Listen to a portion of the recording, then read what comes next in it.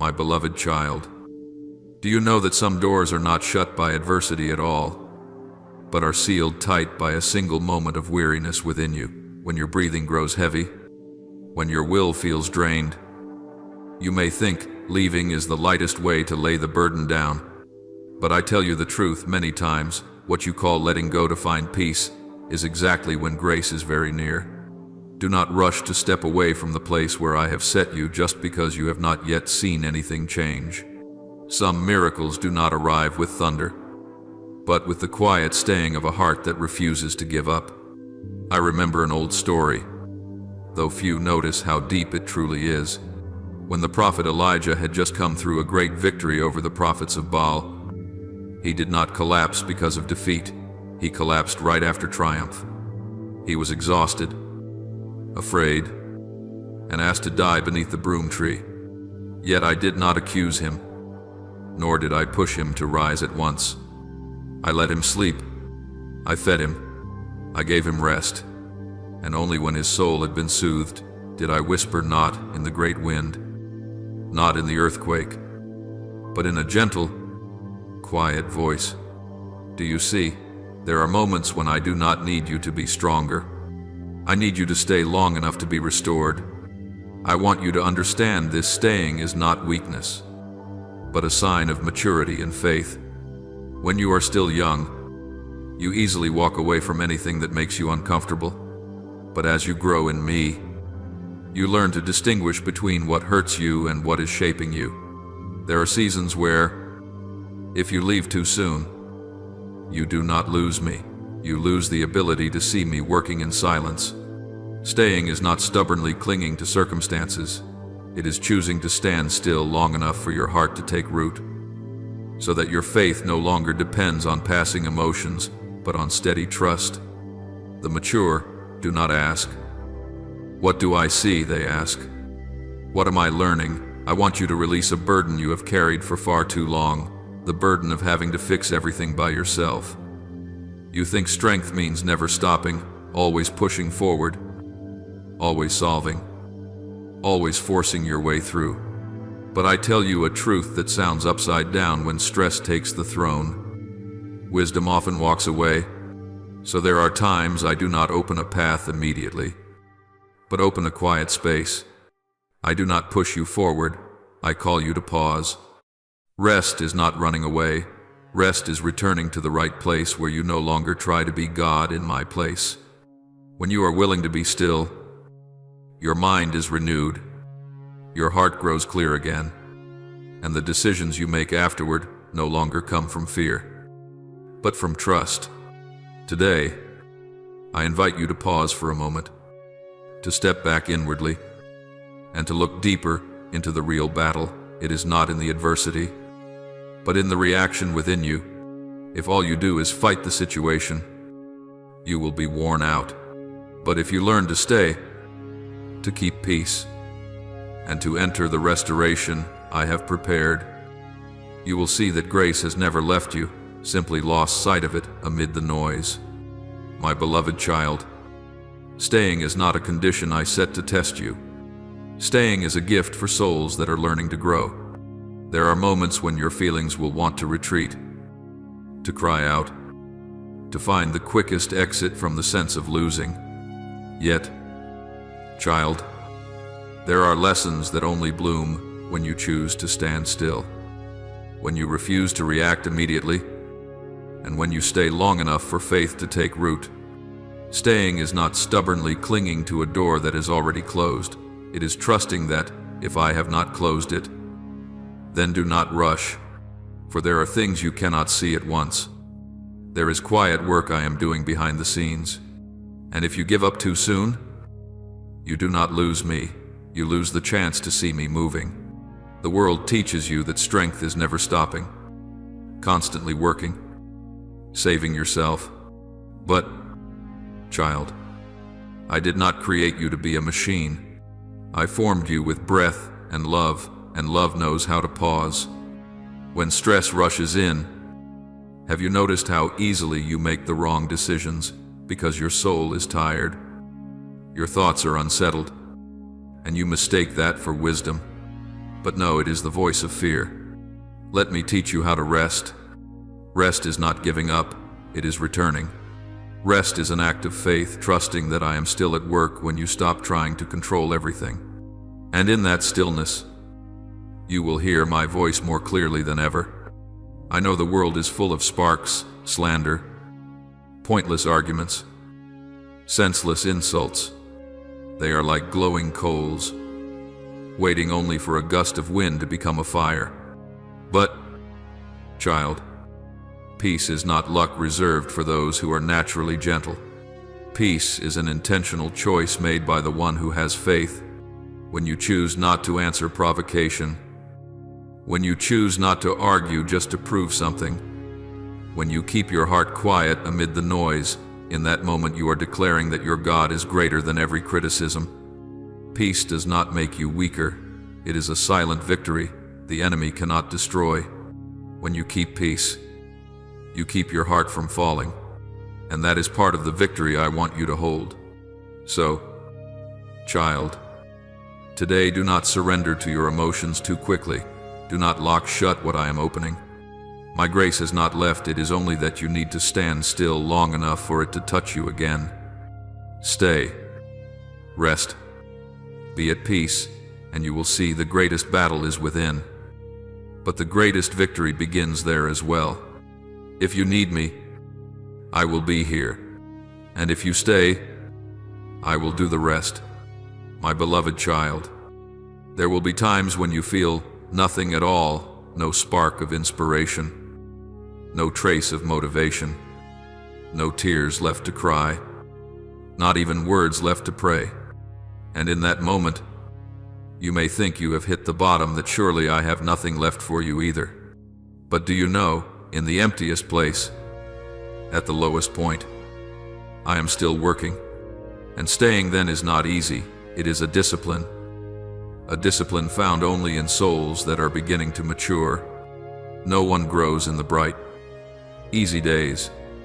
People mature when they endure without running away, when they hurt without complaining, when they are weary, yet keep a quietness within. Staying is not the weakness of resigning yourself to be beaten. It is the strength of one who knows life is not built on feelings, but on faith. No one can live on emotion forever.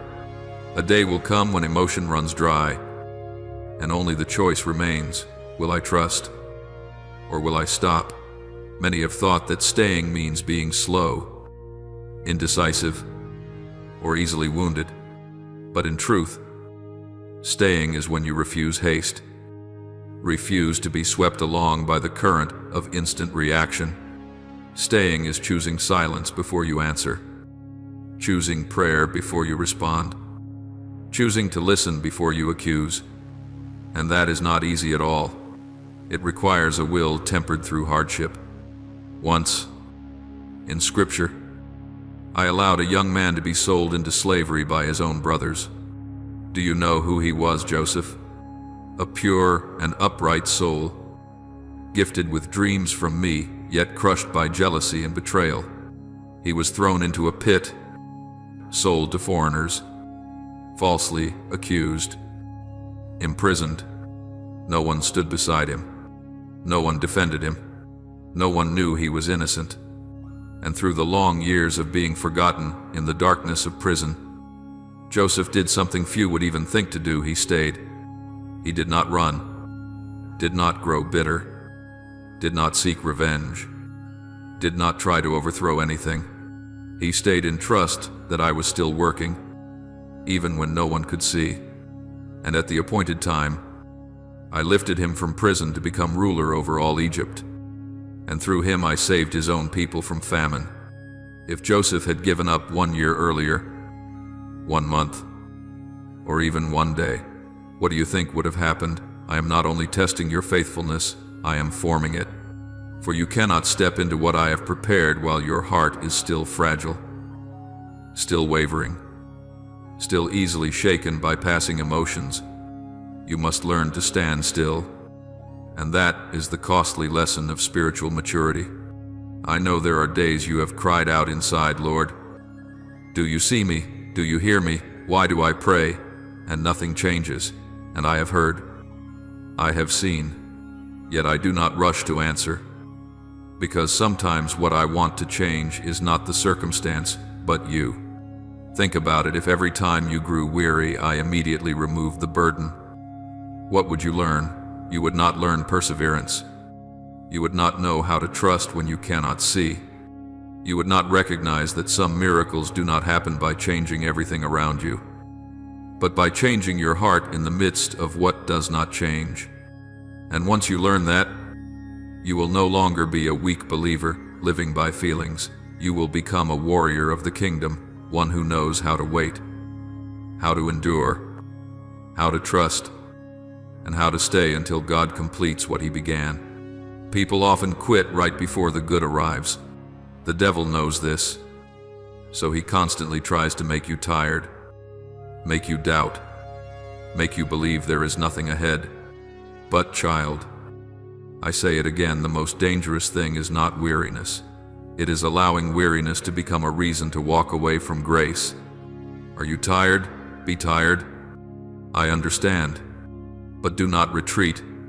Do not cross your own name off my plan. If you no longer have strength to walk, then sit, but do not leave my presence. If you no longer have words to pray, even a sigh is enough, I still hear. If you have no tears left to cry, then be silent. I am still wiping your tears in the quiet. For what matters is not that you are always strong, but that you know how to stay. Stay when you feel empty. Stay when the promises have not yet become reality. Stay when others have left. Stay when your heart most wants to give up. Because I, your Lord, never take back my promises. Yet I entrust great things only to those who are mature enough to guard their hearts through seasons of dryness. Are you walking through a dry season? Then remember this: no roots grow deep while the soil is still wet. Only when the human heart is parched do I cause faith to drive its roots downward. And only roots of faith that run deep can stand firm when the storm comes. Today, if you feel as though you have nothing left to hold on to this. Staying is the act of someone with long vision. Those who live for the moment give up when they encounter failure, but those who live for eternity, for a purpose bigger than themselves, they stay. They wait. They trust, and they keep walking in silence. And then one day, I will lead them out of the darkness, not with empty hands, but with a heart that has been refined, with an unshakable faith, and with a steadfast testimony for the kingdom of heaven. Like Joseph, like you, if you do not give up. I know you are weak, but I do not need you to be strong by your own strength. I only need you not to turn your back. I need you to remain, and if you can do that, the rest is mine. For the enemy may steal from you a night of sleep, an opportunity, a loved one, but if you keep your faithfulness, it cannot steal your future. So stay, even when your heart is tangled, even when you cannot see anything yet, because one day you will understand. Staying does not slow you down. It sets your steps in the right direction. Beloved, there is a truth that is hard to accept, especially for those who are used to bracing themselves through life. You are not exhausted because your circumstances are too heavy, but because you are trying to carry things I never asked you to carry. You thought strength meant never stopping, fixing everything until it is done, grinding your teeth and pushing on even when your heart is torn. But my child, that is not strength that comes from faith. That is endurance that comes from fear. Fear that if you stop, everything will fall apart. I did not create you to live in that rigid tension. I did not call you to be someone who must always try a little harder. I called you to abide in me, and in that abiding you will learn something the world does not teach. Rest is also obedience. Do you remember Moses? He led my people out of Egypt, faced the Red Sea, the wilderness, and the ceaseless complaints of millions. One day, from morning until evening, Moses sat judging every dispute among the people. He worked without stopping, because he thought that if he paused, everything would unravel. But in that moment, Jethro, his father-in-law, spoke to him with plain honesty. What you are doing is not good. You will wear yourself out, both you and the people. Do you see? Doing more is not always faithfulness.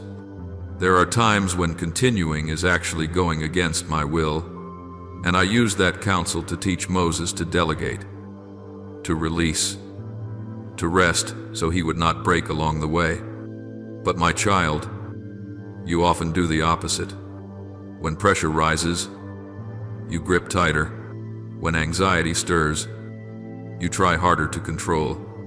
You fear that if you do not do something, you will lose everything. Yet that fear is what pushes you to make decisions in the dark, to say words that wound, to choose paths you later regret. I tell you the truth, a soul that does not know how to rest cannot discern what is right. When you are weary, you can no longer hear my voice clearly. My voice is gentle. It does not force itself into chaos. I wait for you to become still. I wait for your breath to slow. I wait for you to open your hands. Once, in the midst of a furious storm on the Sea of Galilee, the disciples panicked, rowing in desperation. Waves poured into the boat.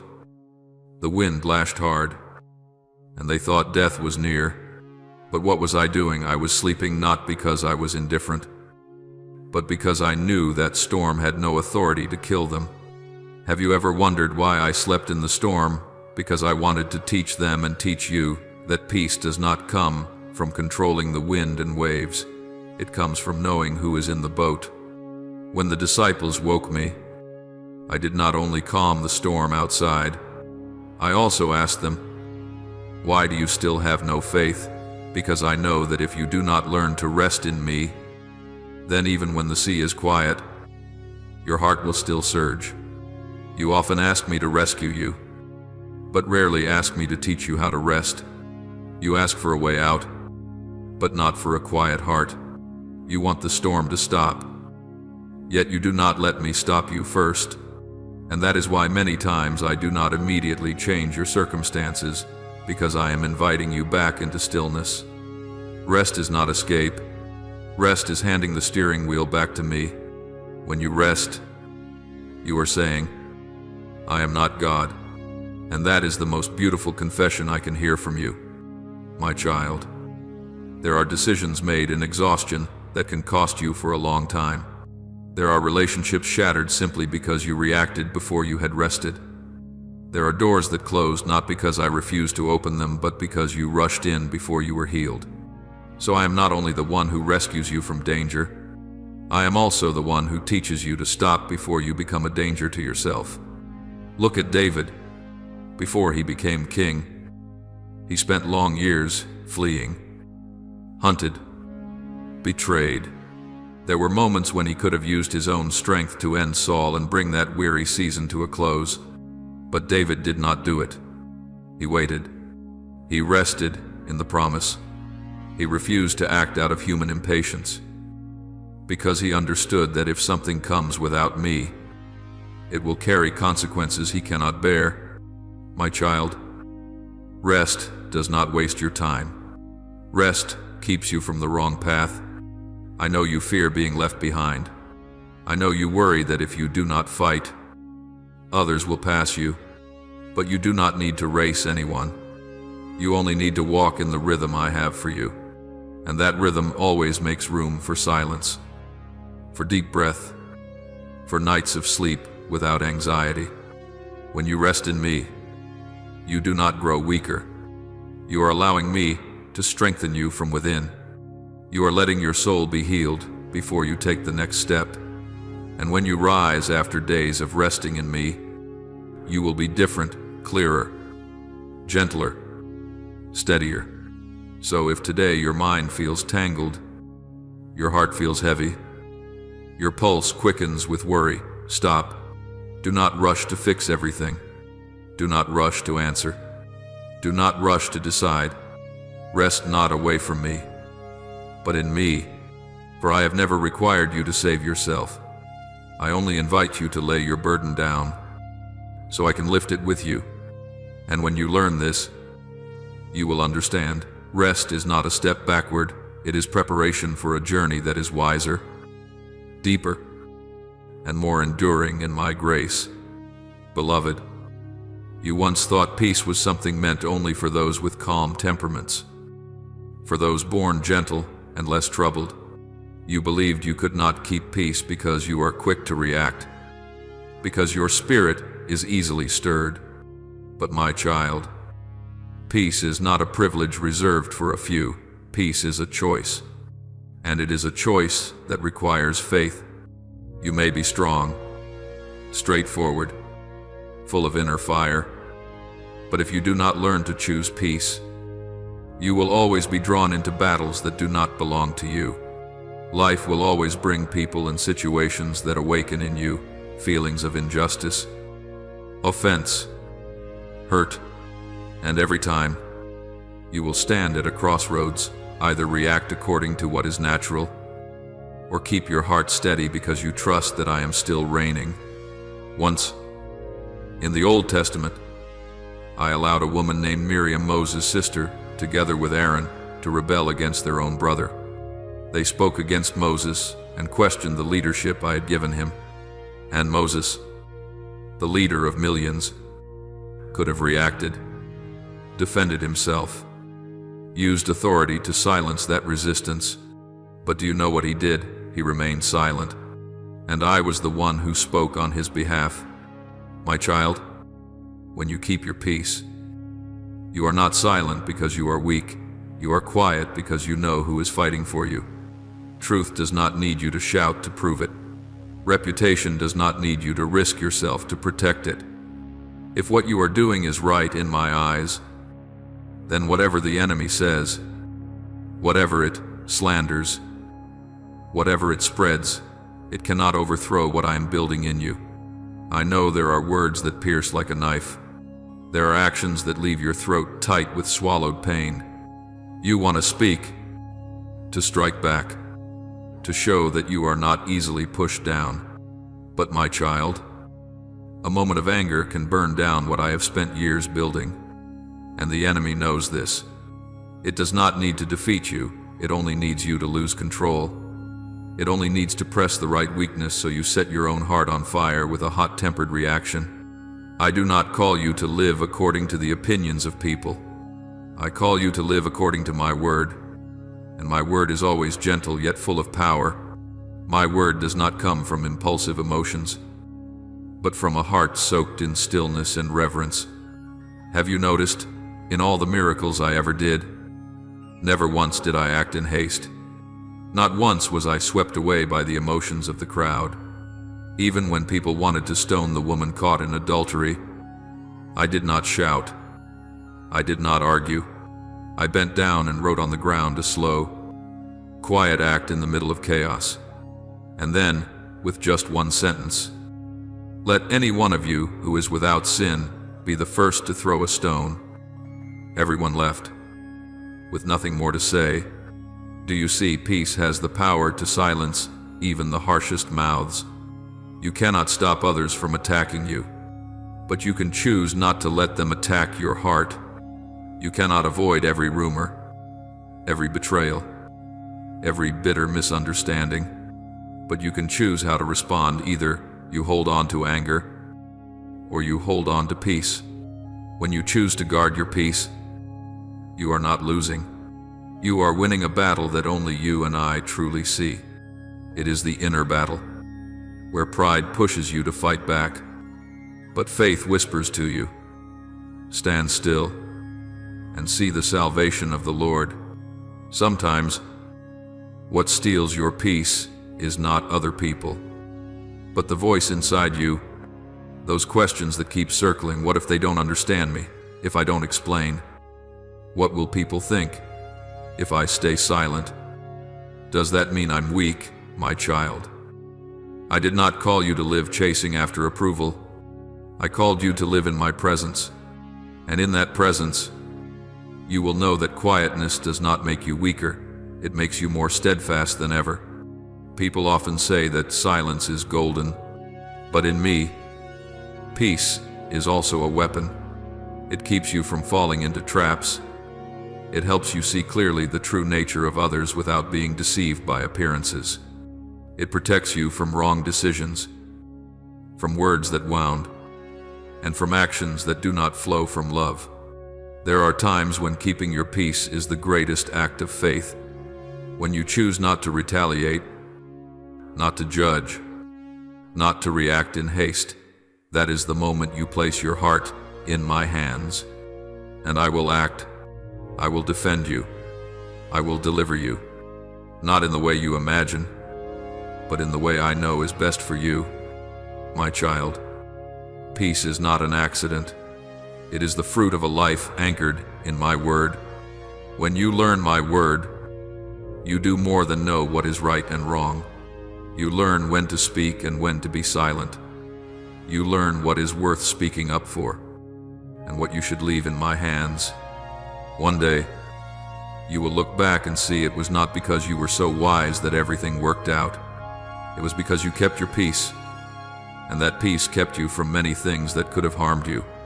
So today, if someone hurts you, if a situation stirs up a storm inside you, if you feel yourself on the edge of losing control, pause, take a deep breath, and remember you have a choice. You can react like everyone else, or you can step out of that cycle and live according to the way of the kingdom of heaven.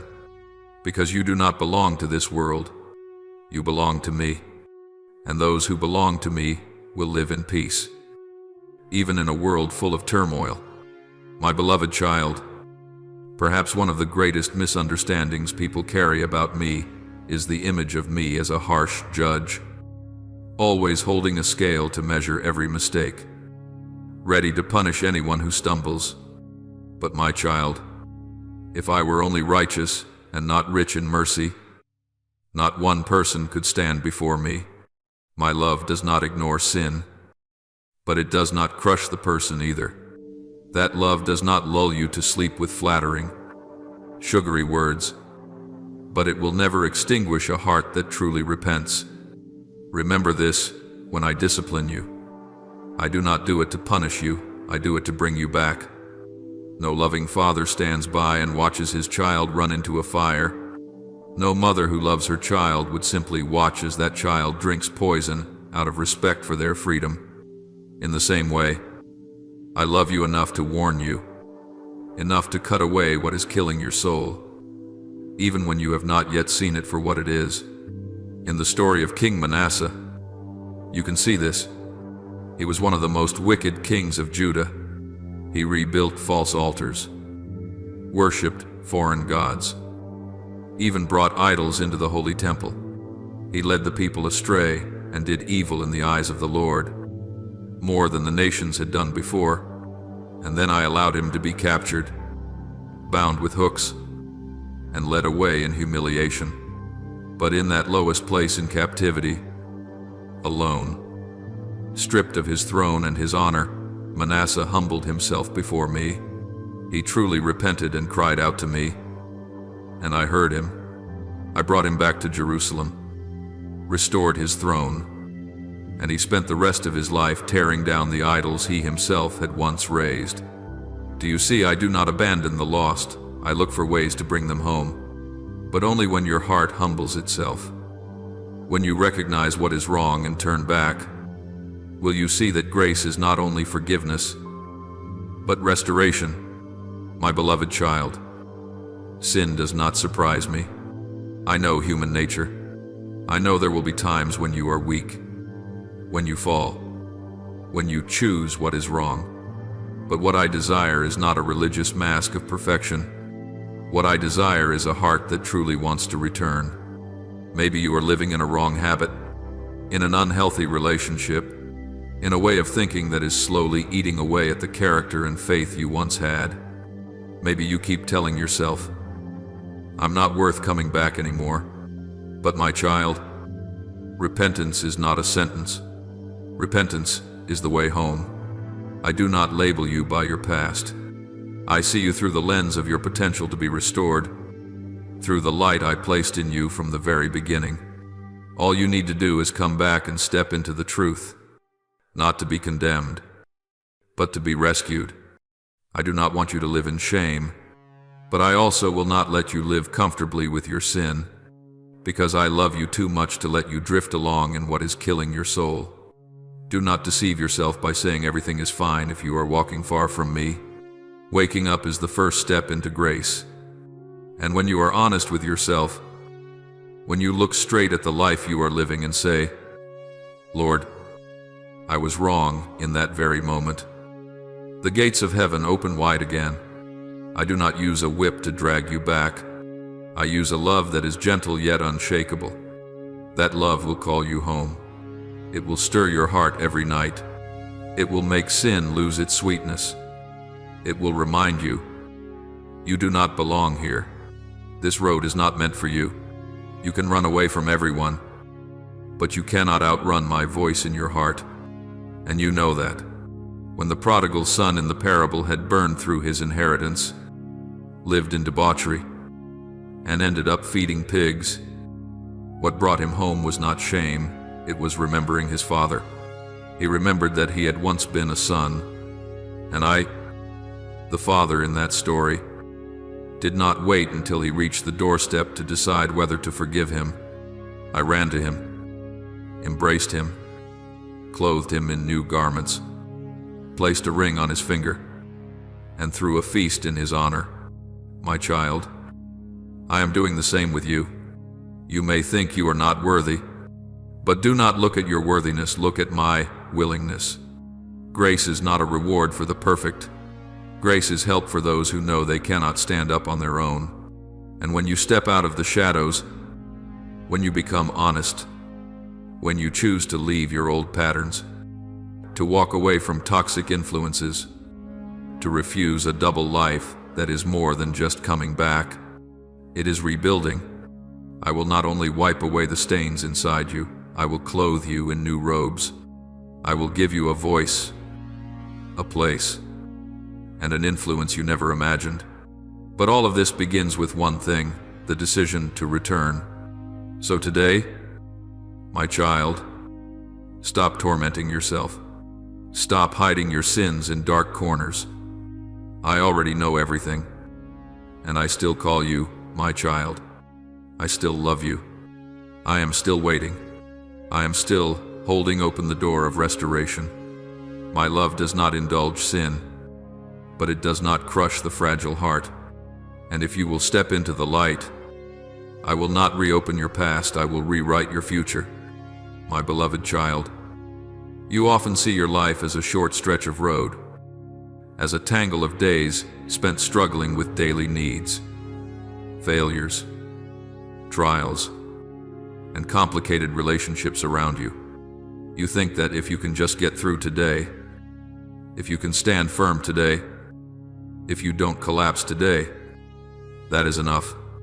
But my child, I am not only thinking about your today, I am looking at the entire flow of your life, your family, those who will come after you, faces you have never seen who will carry your blood, your memories, and the imprint of the choices you are making now.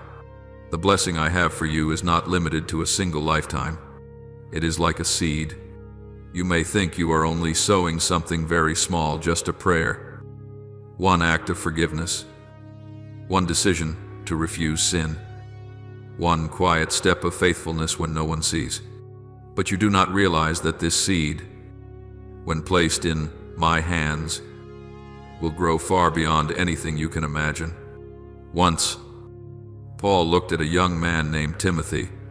In the eyes of the world, he was just an ordinary youth, with no title and no status.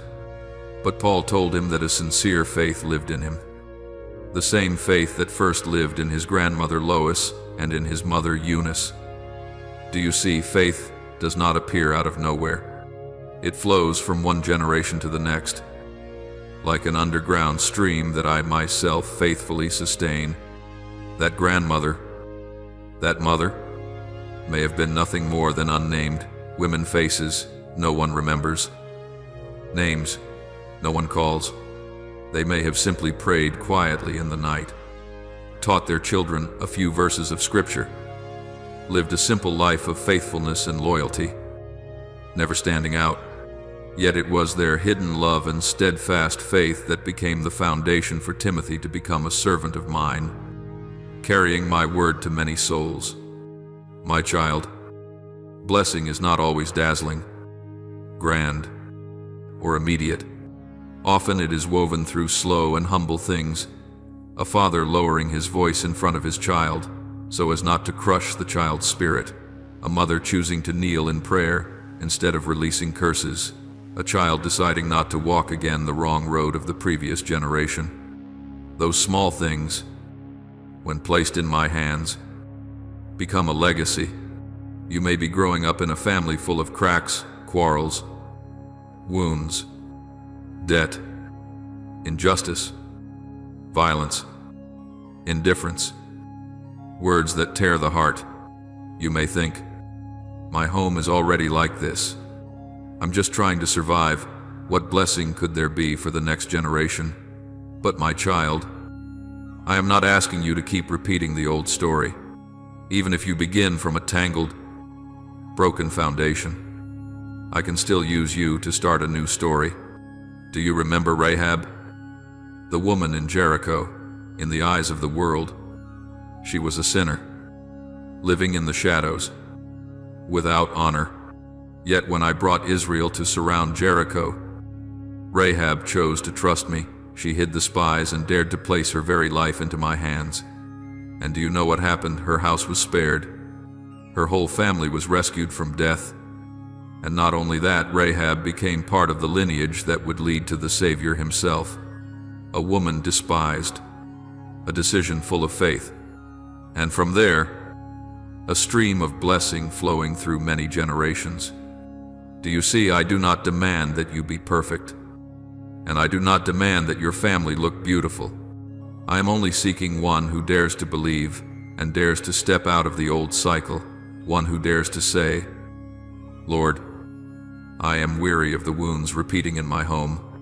I do not want to pass bitterness, anger, and sin down to my children. Please begin again with me. When you do that, you are raising a spiritual wall against everything that has once devastated your family. You end the handing down of what is wrong, and you begin the handing down of blessing. You are not fighting only for yourself, but for those who will come after you. And I, the Lord of generations, will not overlook a single prayer that rises from a heart like that. You may not see results right away. You may pray for your family and everything still looks the same. You keep loving patiently, yet others remain hard. You abandon harmful habits, yet the marks of the past still press deep. You grow discouraged because you cannot see change. But my child, blessing is often not loud, it seeps in slowly, like rain soaking into dry ground. The day you choose not to answer with harshness, a seed of blessing is planted in your children's hearts. The day you kneel to pray for your husband, your wife, your parents, instead of only accusing, a seed of blessing is planted in your bloodline. The day you decide to forgive an old wound, I am breaking a chain that has wrapped around your family for many years. From heaven, I do not see only scattered actions. I see an entire line of history. And I want to use you as a turning point to bend what was headed toward ruin back toward rebuilding. You do not yet have a family of your own, that is all right. Your blessing does not pass only through blood. It also spreads through the people you touch, the souls you uphold, the children you encourage, the friends you intercede for. Each time you give encouragement, each time you stand in the middle of conflict and choose to defend what is good, you are letting my blessing flow through you into the lives of others. But my child, do not forget this blessing is not merely the solving of material hardship. The deepest blessing is when a person truly knows the Lord, knows they are loved, forgiven, and called by name. You may not leave your descendants many possessions, But if you leave them an example of prayer, a heart that fears me, and a story of the times I have rescued your household, then you have left a treasure no economic crisis can steal. I want you to learn to see your life not only through the question, "What do I get?" but through the question, "What does the Lord want to do through me for others?" When you ask that, you will be less consumed by immediate loss and begin to trust that I am guiding the story of your life with a very wise hand. Sometimes I allow you to pass through pain not because you have done something wrong, but because I want to use that very wound to heal others later. Sometimes what you did not receive becomes the reason you learn to treasure more, love more, and become more sensitive to the pain of those who come after you. And that too is the blessing of a heart that understands and knows how to uphold. Beloved child, believe that you do not live alone within time. You are woven into a story larger than yourself, into a current of grace that I am writing across generations. What I am doing in you today may be the answer to someone's prayers in your family many years ago. And what I do through you today may become the answer to the cries of those who have not even been born yet. So do not take your quiet choices lightly. Do not think that merely getting through the day is enough. Each day you choose faithfulness. Each time you choose to return. Each time you choose thanksgiving instead of complaint. You are signing your name on a page of blessing that I am composing for your whole household. I see you. I see the sacrifices no one acknowledges. I record every tear you shed when you pray for your loved ones. I hear every groan you breathe out because you long for your family to be free, to be healed. And I promise you no prayer of intercession for others is ever in vain. If you do not see the fullness of the outcome in your lifetime, you will see it one day, when you stand before me and I let you look back on the whole story in heaven's light. Therefore, my child, keep sowing. Sow with tears, yet with faith. Sow in weariness, yet do not let go. Sow in quietness, yet with hope. For the blessing I have for you does not stop with you. It is designed to flow onward, to spread wider, to become a legacy. And you, no matter where you come from, no matter what you have lived through, can still, by my grace, become the beginning of a new line of blessing for your family, for those who come after you. I want to do that, and I am beginning from your heart, right now, my beloved child. If you knew what I am holding in my hands for your life, perhaps you would not hesitate so much. You would no longer cling to the little things you fear losing. You would no longer grip the old habits that are wearing your soul away. You would no longer delay before the invitations I have placed upon your life. You would step forward with an open heart, ready for me to shape you, correct you, and refine you. Because you would understand that whatever I do within you leads to a life that is stronger, freer, and more glorious. But I know you do not find it easy to believe this. You have endured too many disappointments, too many deceptions. Too many times you placed hope in people and were betrayed. And so when I say, "Let me lead the way," you unconsciously raise a wall. You say you love me, yet deep underneath you still keep a territory you will not let me touch. Your fears, your wounds, the habits you think you cannot live without. If you dare to turn from those things, dare to cut off wrong choices, dare to lay down dangerous games with sin, if you dare to place me on the throne of your heart, not with songs alone but with daily decisions, you will see something happen, and I begin to intervene deep within you. Not merely to make you better behaved, but to make you like the warrior I intended you to be. I do not give you commands and then leave you to manage on your own. When I call you, I also prepare the power for you to walk in that calling. You see yourself as timid, weak, lacking confidence, stumbling over words, afraid of being judged, afraid of others' eyes. Afraid of being misunderstood, but I look at you with a different gaze. I see in you the ability to rise with strength, to speak truth boldly, to choose what is right even when no one supports you. You have simply not yet allowed me to fill you with the courage that comes from the Holy Spirit.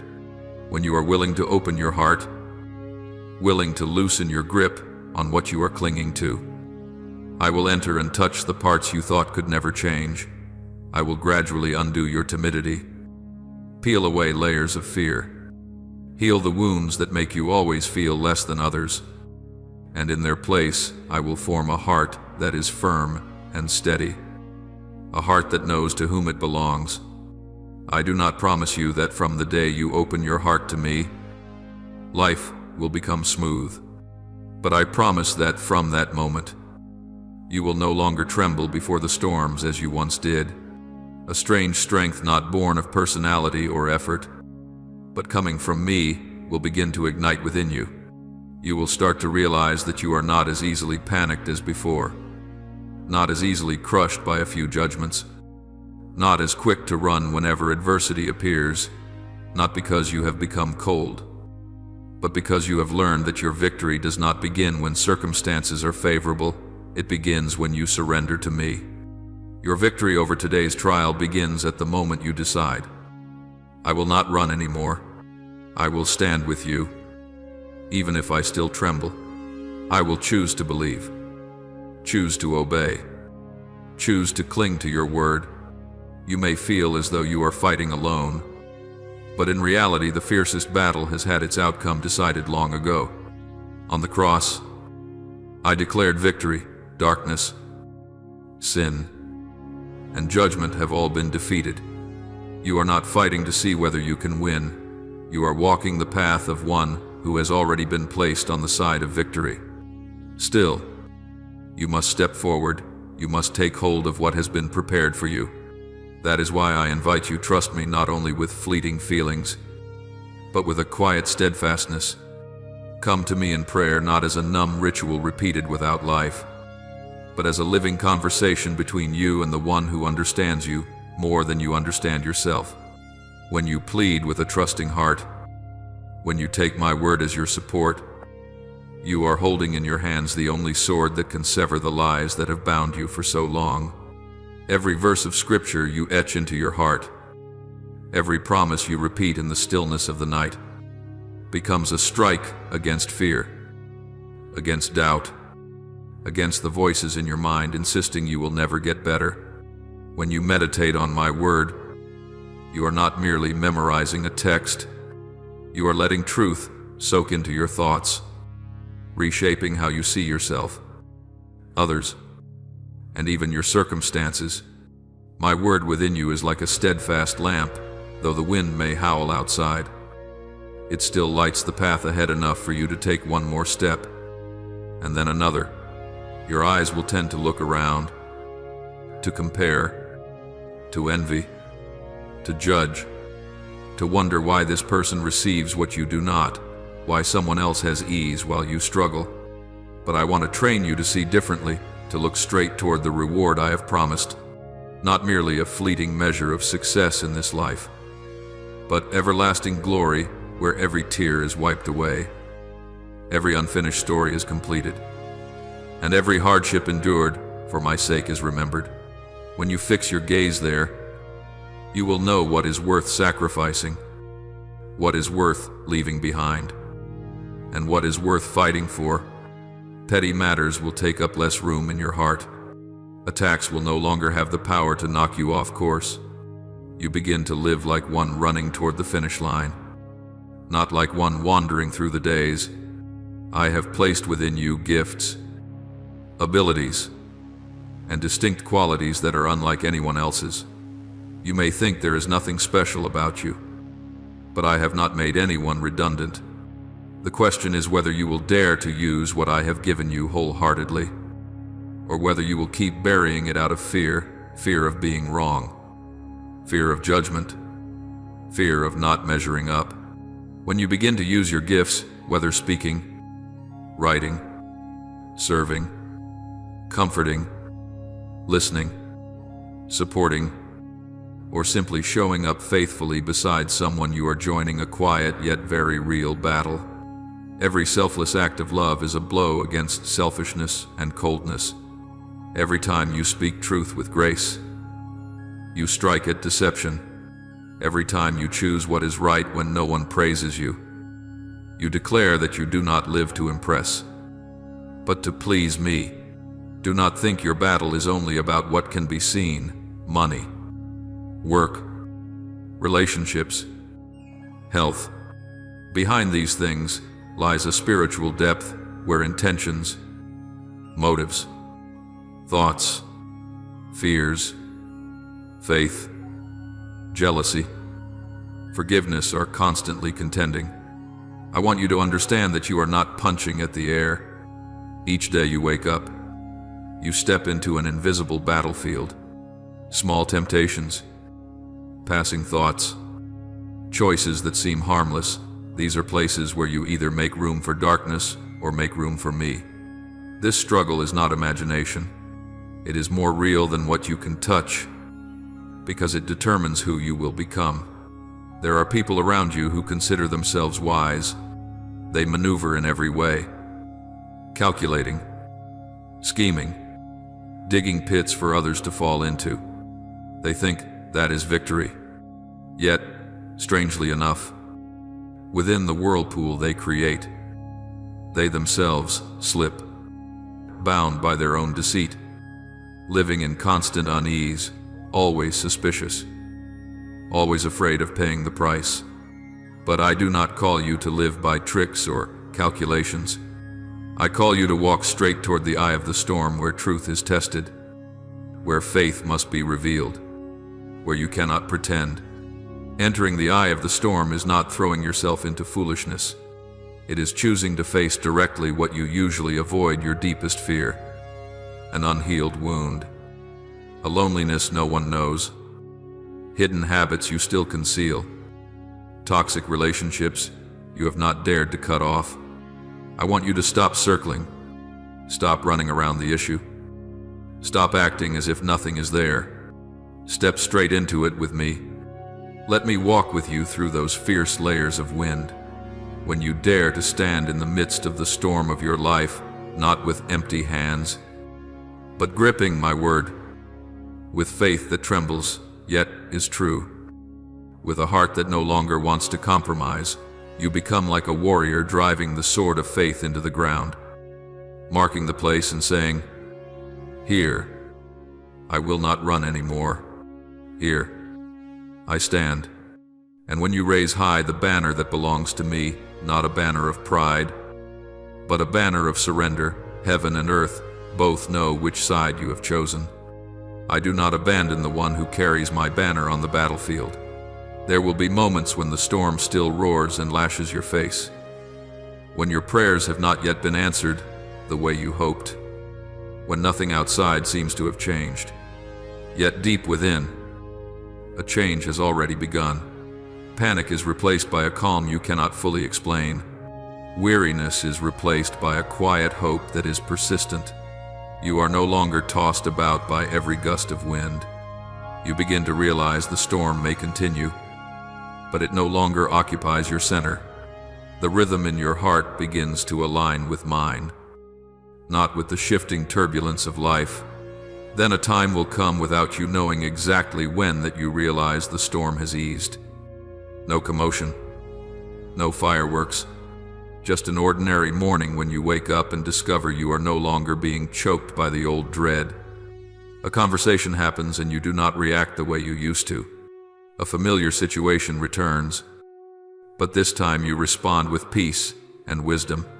That is the sign that the victory I have already prepared is beginning to be revealed. That victory is not only that circumstances get resolved.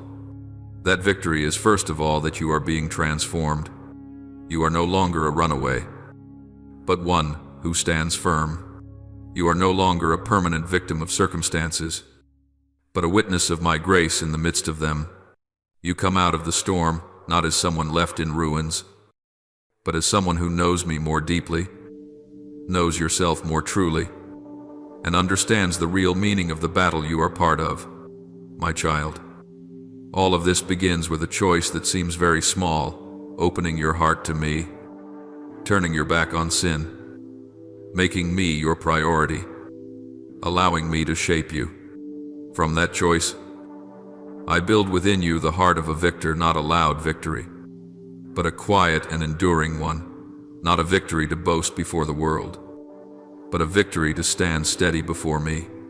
And as you continue to walk in that way of life day by day, whether you notice it or not, you are writing another chapter in the triumphal story I wrote for your life long ago. Beloved child, a day will come when you stand on the very ground you once only dared to look at from a distance in fear, and in your hands then will no longer be tears of disappointment, but the mark of victory I have set within your heart. On that day, you will realize that every trembling step, every sleepless night, every prayer you thought was hopeless, none of it was wasted. Each time you did not run, each time you chose to rise instead of surrender, was a moment when I quietly pushed your boundaries a little farther. You thought you were walking in circles, but in truth, I was leading you upward.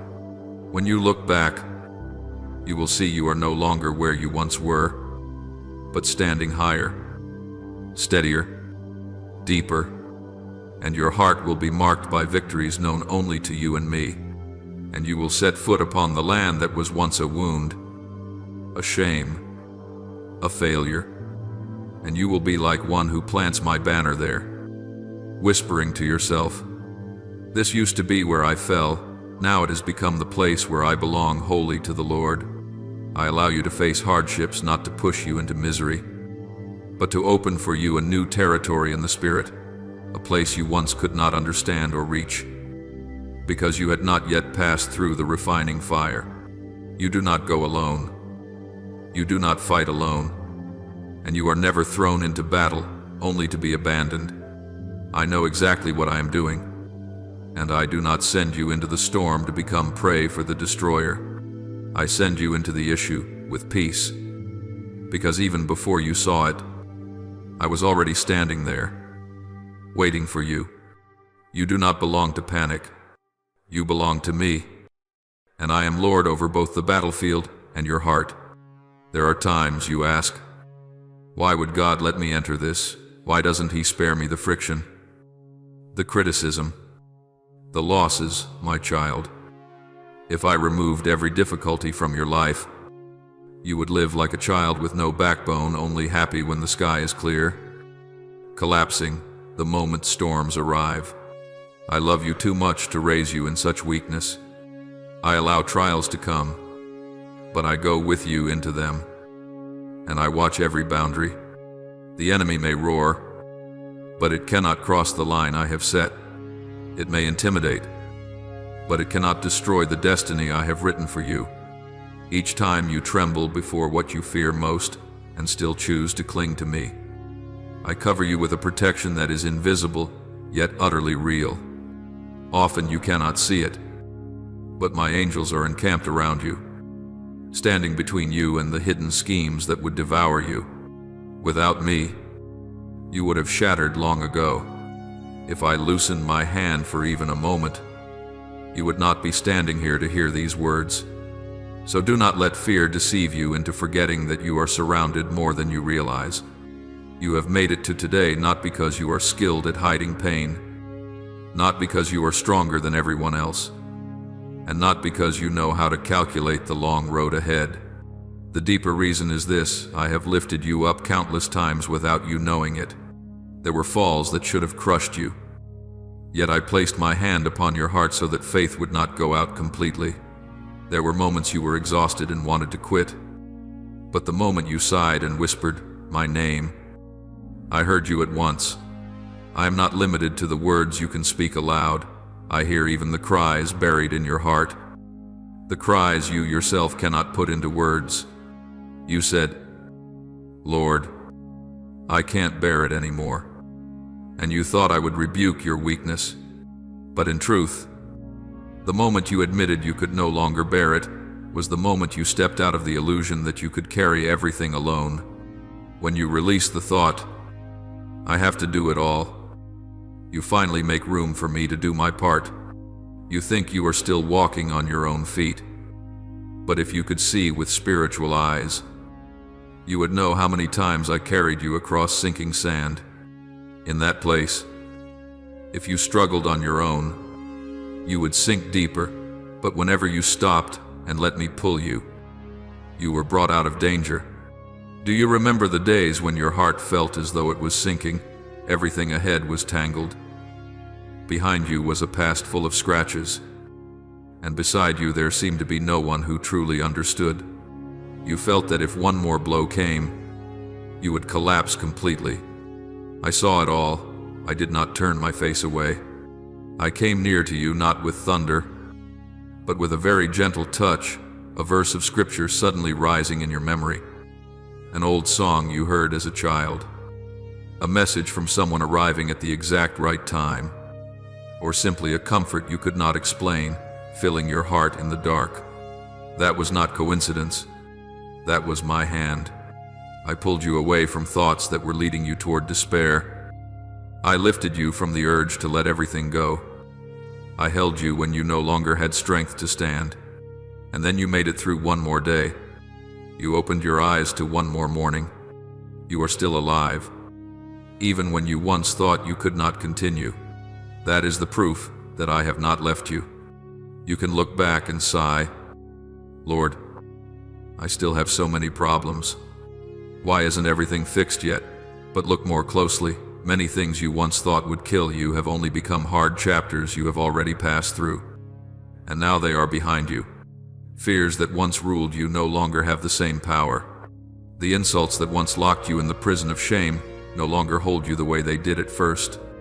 Those who mocked you, looked down on you, even waited for you to fail, will have to watch as I raise you up, not so you can gloat, but so they too may have a chance to see what grace really is.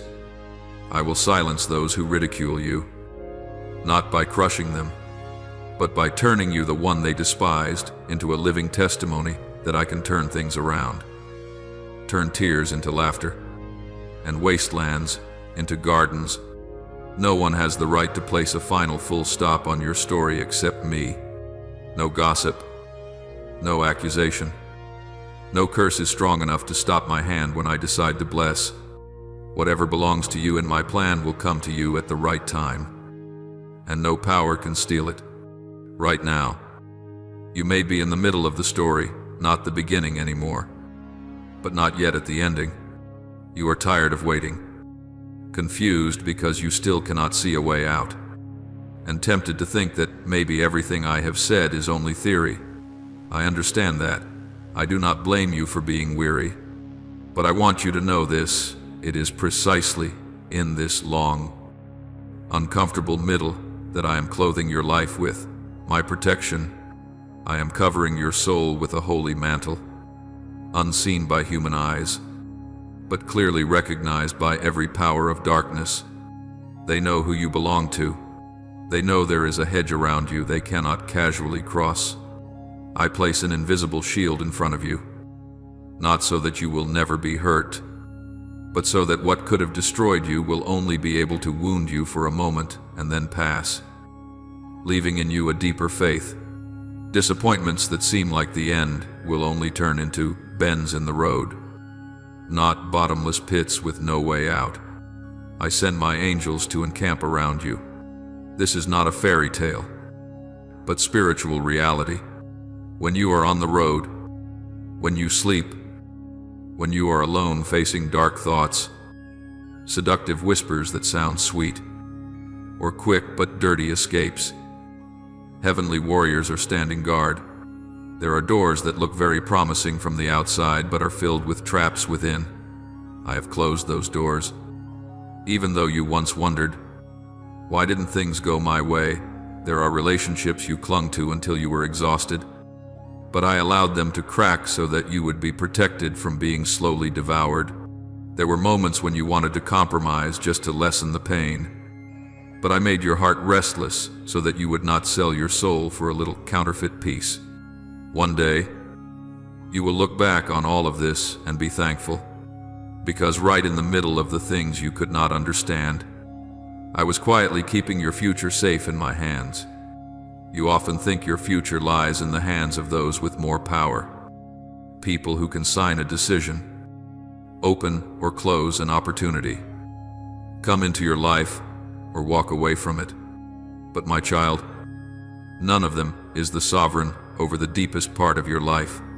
They are only supporting characters in the story I am writing with you. They can influence you, but they cannot define who you are. Your future is not in the hands of your superiors, not in the hands of those who hate you, and certainly not in the hands of those who have turned their backs on you. Your future is bound to me, the one who knows every step you will take, who knows the day you were born and the hour you will come home. I am your God, the Almighty, Sovereign Lord, not limited by what you call circumstances. I am never in a hurry, but I am never late. I am patient with your slowness, gentle with your weak places, yet also very firm when I must cut away what is pulling you off the path of goodness. I love you, not with a fleeting emotion, but with a love that existed long before you knew how to call my name. That love does not change its mind when you fail, does not grow cold when you are tired, does not drift away when you are weak.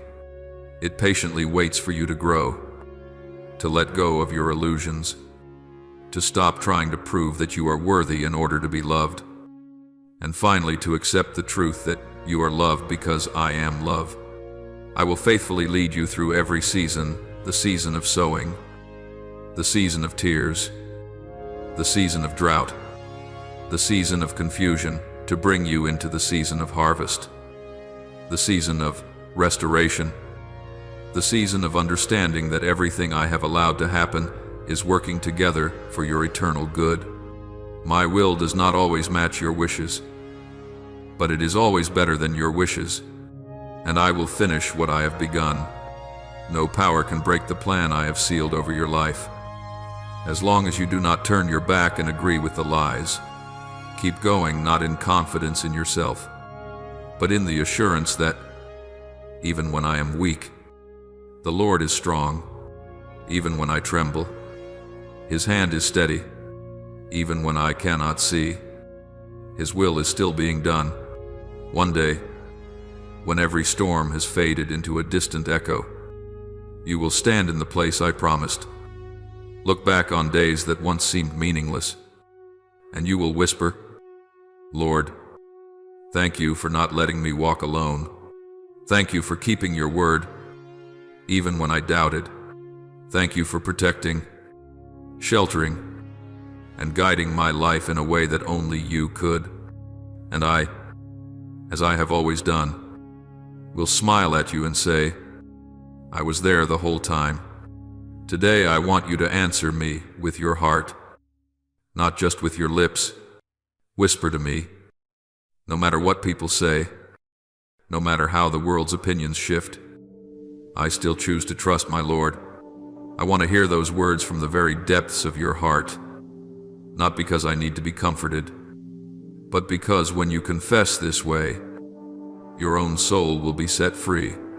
You will no longer be dragged up and down by unstable judgments, because you will know clearly your value is not defined by anyone else's words, but sealed by my love. My child, do not let people's careless words become chains in your mind. Rumors, ignorant judgments, words spoken behind your back, all of these are just dust blown by the wind. They may sting you for a moment, but they are not worth the peace I paid for with my own life to give you. If you keep those words in your heart, replaying them over and over, chewing on them day and night, they will grow roots, cling deep, and become darkness weighing down your soul. I do not want to see you like that. I did not create you to live under the yoke of toxic voices. I made you to live in the light of my word, to walk lightly because you know you are loved, chosen, and sheltered. Picture those harsh words as dried leaves swept up by a gust of wind. They may whirl around in the sky for a while, making a bit of noise, but then they fall and disappear. My love for you is different. It does not come and go. It is there unchanging, unfading, unmoved by anyone's gossip. If you make a habit of resting your heart on people's approval, you will always be tired, always striving to prove yourself, always afraid that a single mistake will get you rejected. But if you set your heart on the foundation of my love, you will stand firm. You will no longer live in confusion, no longer sink into darkness because of what people say about you. You will still feel sadness at times, but that sadness will no longer consume you, because behind it are my arms holding you close. I am knocking at the door of your heart and inviting you to give me a place that is wide and deep. Do not give the center seat of your heart to other people's opinions. I want to be the one whose voice is loudest in your soul. Close your heart to twisted words, but open it wide to my gentle whisper. The world will always have people who want to define who you are, a failure or a success, worthy or unworthy, good or bad, lovable or discardable. But my child, those judgments do not have the final say over your life. Your destiny is not in the hands of those who slander you. Your destiny is in my hands. I am the only one who has the right to pronounce over your life, and I have chosen to love you. I love you not with a vague, distant kind of love, but in very concrete ways in your every life. I place around you people who quietly care. I give you a family which, though imperfect, still includes hearts that want you to be at peace. I give you friends, companions, those who at some point have stood by you when you collapsed and did not walk away. These are signs of my love. I also guide you through situations that seem random, but are actually full of meaning. There were times you were spared from an accident, protected in a decision, given an open door at a moment that seemed closed. Do you remember these things? That was me, whispering to you. You have value. You are not meaningless. I am still taking care of you. I have placed in your heart a purpose that no one else can replace. I created you not to be a copy of anyone, but to be yourself, a person with a unique story, unique wounds, a unique journey, and a unique calling. Do not let a few ignorant words bury that purpose. Do not allow shallow opinions to cover over the grace I have put within you. I see the goodness in you that even you have not yet noticed. I see your tender heart. I know the times you chose silence when you could have struck back. I record the nights you cried in secret and still chose to pray for the ones who hurt you. I see it all. I understand it all. And I value these things far more than any evaluation chart that human beings could draw up. When you stand at the crossroads, having to choose whether to let anger control you or to step into the peace I give, I want you to remember that you are not alone in that battle.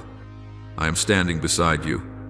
I am giving you strength not to react out of instinct, not to answer with hurtful words, not to pour more fuel on the fire. The temptation to retaliate will always show up. It whispers in your ear. You must answer back. You must prove yourself. You must make them regret it. But my child, if you follow that whisper, you will step into a never-ending spiral. People hurt you, then you hurt others, and the wound keeps spreading. I do not want to see you swept up in this cycle of hurt. I want you to be the stopping point, the place where evil cannot go any further because it runs into a heart transformed by my mercy. Let my word be the shield that covers you. When emotions rise in you like waves, when your chest tightens with indignation, when your mind is full of imagined scenes of revenge, pause for a moment, take a deep breath, and remember, the Lord knows me. He sees my heart. He will speak on my behalf. In that moment, you step out of the enemy's trap. You refuse to let it control your reactions. You choose to stand on my side, the side of gentleness, of mercy, of light. That is not weakness. That is spiritual victory. I want to grant your face a smile that isn't forced, but that flows from true freedom. No longer a strained smile used to hide pain, but the smile of someone who knows they are held in the hands of a good father. I want to wipe away the heaviness in your eyes and replace it with clarity and peace. When you place into my hands the stories that were smeared, the times you were misunderstood, the relationships that collapsed, I will soothe, heal, and return to you a lighter inner world. And from that inner world, your face will change too. You will no longer live with a look that is always worried about what people think, but with a quiet ease, the ease of someone who knows they are loved without having to perform. I also want to pour over your life the fresh oil of the Holy Spirit, not a passing religious emotion, but a deep anointing that reaches into your thoughts, feelings, and reactions. That oil will be like light cutting through the thick fog of negative thinking, dissolving the judgments you have placed on yourself, the poisonous sentences you have unconsciously repeated in your mind. I'm useless. I deserve this. No one truly loves me. I want to sever those lies. I want to replace them with my true voice. You are my treasure. You are precious in my eyes.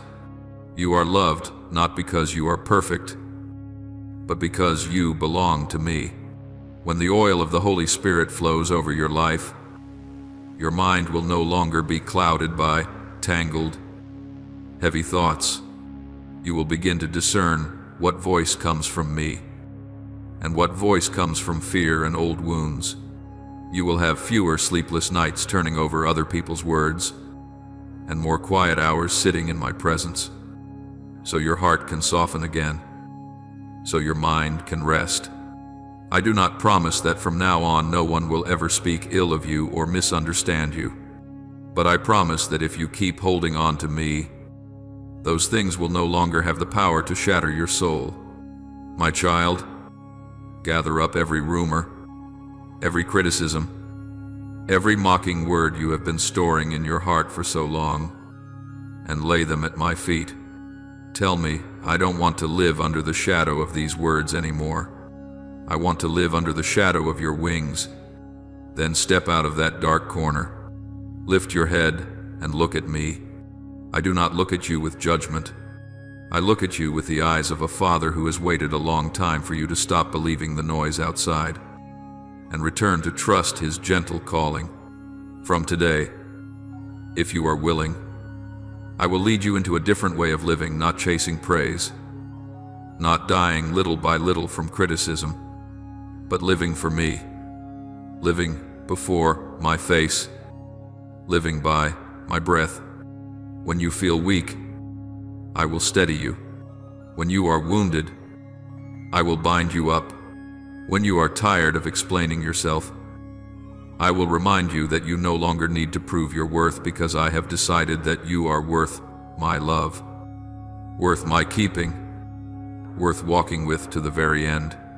Say to me, in this very moment, even in a whisper, if you must, Lord, I trust you more than what people say about me. That alone means you have begun stepping out of the shadow of rumors and into the light of grace. And I, your Lord, will walk with you on that road, step by step, never leaving you. Beloved child, I know there have been times when you quietly carried a heavy thought that what you are suffering today is because I am angry, that I am using my power to punish you for the things you did wrong in the past. I know that sometimes you look at the losses, the doors that have closed, the relationships that have broken, and you whisper to yourself, maybe God doesn't love me anymore. You don't dare say it out loud, but deep down you have placed me in the position of a strict official, waiting for you to slip so a sentence can be handed down. My child, I want to gently remove that thought from your heart, because it has never been the truth. If all I wanted was to find fault in you, I would not have climbed onto the cross. If my purpose were only to punish, I would not need to carry anything for you. I could have left you to sink in the consequences of your own choices. But I chose the opposite. I took the punishment that belonged to you. I bore the shame. I endured separation from glory, so a way back could be opened for you. There was a time you knelt down, confessed your sin, admitted your weakness, wept in repentance, and I held you fully. I do not keep a list of your failures in my hand to press you down day after day. I have erased them, washed them clean, cast them into a place where they are no longer brought up. So why do you still live as though I am standing at your door with a whip in my hand? Listen to a question I placed before you. Has there ever been a moment when you truly saw me snatch back what I gave, simply because I wanted to torment you? Have I ever given you joy only to cruelly take it away for pleasure? You often look only at what was lost and forget what I have preserved for you. There are disasters that brushed past your life without you ever knowing. There are doors that, if opened at the moment you begged, would have led you further astray, and I held them back.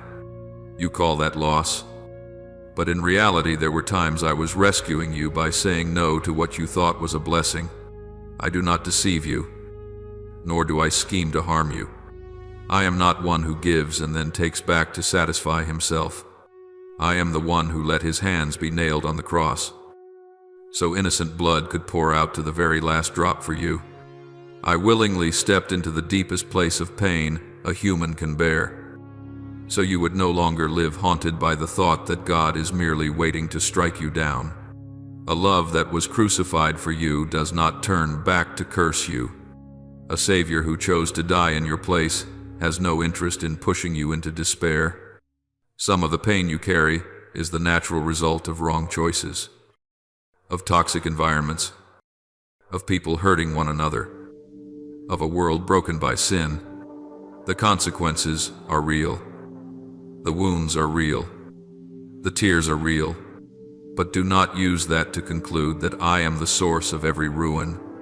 I did not form you to destroy you. I came to heal, to pull you out of those cycles. When you run to me in repentance, when you choose to turn away from sin, leaving behind the habits and ties that drag you down, in that very moment, I open my arms to receive you. I do not make you wait in some holding corridor. Do not demand that you pay for it through endless rituals before you may enter. I have forgiven you, accepted you, called you by name. So what is making you hesitate? What keeps you standing far off, avoiding me, bowing your head, carrying the feeling? I am hated. I am being punished. That is not my voice. You are listening to another sound, the voice of one who whispers in your ear that you have crossed the line, that I am tired of you, that what you suffer today is the final blow meant to end you. It wants you to believe I hold grudges, that I remember every small fault, that I secretly arrange everything so you will taste pain. That one is not me. You have once immersed yourself in my word. You have known who I am. You have heard, read, and sensed part of my true portrait. I am rich in mercy, slow to anger, abounding in faithful love. I give eternal life, not as something lent and later reclaimed, but as an everlasting covenant sealed with my own self. This is not a small matter, not a few temporary comforting lines. This is the foundation for how you see every upheaval happening around you. When obstacles crash in, when conflict flares up, when everything becomes tangled and the adversary seems to be winning, I do not turn to you and say, "See, I'm teaching you a lesson through disaster." I do not take pleasure in watching you stagger. Yes, I can use even hardship to shape you and reveal deeper things, but I do not swing a sledgehammer to crush you. The enemy is the one who wants to use every failure to drag you into the pit. It whispers, "That's your God, look how he treats you." And if you believe it, little by little, your heart will harden toward me. Even if outwardly you still go to church, still pray out of habit, look back and see each time you fall into the whirlpool of self-accusation, resentment toward me, bitterness toward heaven and earth. What happens to your life? Your heart does not grow lighter, it grows heavier. Your faith does not become stronger, it slowly weakens. Your eyes do not become brighter, they see only darkness. But in those rare moments when you dare to come to me with the whole truth of yourself, even disappointment, confusion, even anger in those moments, even if your circumstances have not yet changed, your heart begins to loosen. I do not drive you away because you dare to ask. Why? I do not shut the door because you are hurting so much you blurt out unreasonable words. I am big enough to hold your bewilderment. What I want from you is not a pious appearance always saying, I believe, I'm happy, I'm fine, while inside you are falling apart. I want the truth that is in your heart, even when that truth is still tangled, still full of questions. Because only when you bring what is real before me can I touch the exact place that needs healing. If you keep hiding, keep pushing it down, keep smiling it away, the wound will continue to fester, and the accusing voice will grow louder day by day. So find a quiet place, a private space where you can take off every role you have been playing. Come to me not with polished words, but with a very human sigh. You can say to me, Lord, I'm not trusting you the way I thought I did. I'm angry. I feel wronged. I'm afraid. It feels like you've left me. I am not repulsed by those words. I was in the Garden of Gethsemane. I have tasted loneliness. I once prayed with sweat like blood. If it is possible, let this cup pass from me. I understand what it feels like to want to run from pain. Let your heart pour out before me. If you need to cry, then cry. If you want to be silent, then sit still in my presence without forcing yourself to say the right things. I do not despise a trembling heart. I simply do not want you to keep carrying mountains of regret and guilt inside you. My desire is for you to be set free completely, not feeling lighter today, only to be dragged back tomorrow by the same old hauntings. I do not rescue you halfway. I want to uproot the chains that bind you from within, so that when you rise, you will know you truly belong to the light and are no longer living in the gray zone of shame. Perhaps you think, I have repented. So, why does my heart still feel heavy? It is because you have not let me have the final word. You are still giving other voices the right to stand alongside mine, the voice of the past, the voice of people, the voice of self-condemnation, and above all, the voice of the adversary. Today I invite you to lay all those voices down and ask again, Your Lord, what have I said about you? What do I call you? How do I see you? What price did I pay so that you would no longer be chained by sin? When you begin to see yourself through my eyes, everything will change. You will realize that what you thought was punishment is in fact an invitation to return. What you called a curse is sometimes the fence I set up to keep you from rushing into the abyss. The people you thought were destroying your life may at times have been instruments that exposed the cracks within you, the very places I want to heal. I do not excuse their wrongdoing, but neither will I allow the wounds they caused to become your ending. I will touch your spirit when you are still in me, not when you run around trying to prove you are worthy, but when you let go and say, Lord, I have no way left, but I still want to believe. In that surrender, I begin to bring light. I show you the hidden links in the story of your life, the moments when I quietly intervened, the meanings you were never able to connect. Little by little, I lift the veil on the good plan I set in motion long ago, a plan that does not exclude dark days, but uses even those days to weave something greater and good. You will not understand everything overnight, and I do not promise to explain every detail the way you might want. But I promise I will let you know enough that you will no longer suspect me to be your enemy. I promise to give you certainty that, in the middle of all you do not understand, there is still one thing you can hold on to. I love you. I forgive you. And I do not use your old sins to kill your future. Today, let me put an end to the fear that I am cursing you. Let me continue the story of restoration you have abandoned so many times because of confusion. Stop nurturing a distorted image of me. Let me introduce myself to you again through your lived experience as a father who is both just and gentle, one who hates sin and yet embraces the repentant sinner fully. And in that embrace, you will find the peace you thought you had lost, together with a new beginning within the beautiful plan I have already prepared for you. My beloved child, do not let what is swirling around you weigh your soul down even more. I see the moments you sit still, your eyes fixed somewhere, while your mind drifts through hundreds of things that happened, telling yourself that, surely I am angry. Surely I am disappointed. Surely I am tired of your repeated stumbles. But my child, I do not keep a storehouse of resentment to bring out and torment you.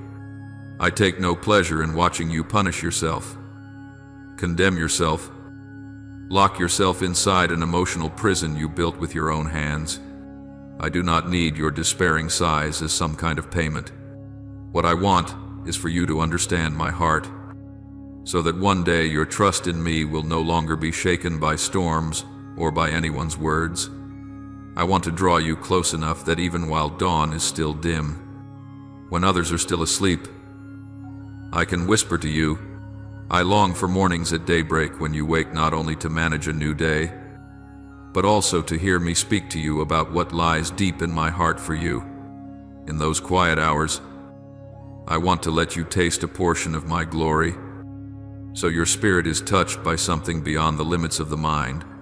You will not merely hear teachings about my love, you will feel it like a warm wave spreading through your chest, like an invisible mantle settling over your whole being. Then you will know it is not imagination. It is me holding you with a love beyond reasoning, a love that is living, a love that does not fade with time. I do not love you in flashes, near when I feel like it, gone when I don't. My love for you is not worn down by years, nor extinguished by your failures. I want to uproot every doubt in your heart about whether you still belong to me. You are not an anonymous object among billions of lives. You are my inheritance, my treasure, precious in my sight. My eyes do not leave you, even when you think I have turned away. By day and by night, when others lose patience with you, I still quietly watch over you, shelter you, and wait for the moment your heart opens again. I do not come to you with coldness, but with a pure and gentle love, without calculation, without hidden motives, without conditions or bargaining. So be brave and begin to set aside the twisted thoughts you have had about me. Each time you think, God is punishing me because he's sick of me, ask carefully, what do I gain by seeing you in pain? By watching your heart shatter, I am not a tyrant sitting on high, waiting for lightning to strike just to satisfy myself. Nor do I need your panic to prove that I am powerful. What I want to see in you is not trembling fear, but trusting eyes. I want you to see me as a father you can run to even when you have just sinned, even when you have not yet fixed anything. Of course, you know better than anyone that every choice comes with consequences. A careless word can fracture a relationship. An impulsive decision can set off a chain of problems that leaves you exhausted. One compromise with what is wrong can open the door for confusion to flood in. I do not deny that. I do not erase the workings of cause and effect in this world. But my child, what I want you to understand is this: I do not lead you into ruin and then leave you there alone. I do not take you into a dead end so you will remain trapped in darkness forever. I patiently wait for you to return to me, so that father and child can sit together, face what has happened honestly, not to humiliate you, but to heal you and reshape you. I am your God, the one who rules the whole universe in unfathomable majesty. I am your Father, who understands every hidden corner you tell no one about. I am the friend who never leaves, who knows every joy and sorrow you have lived through. I am the righteous judge, who discerns good and evil, who puts all things in their rightful place. And yes, I am also a consuming fire, one who does not compromise with wickedness, cannot be bought, cannot be bent by human desire. But do not stop at that image and forget something deeper still. I am also your stronghold, your refuge, your defender, the one who rises to speak for you when no one understands, the one who shields you from the schemes of the wicked.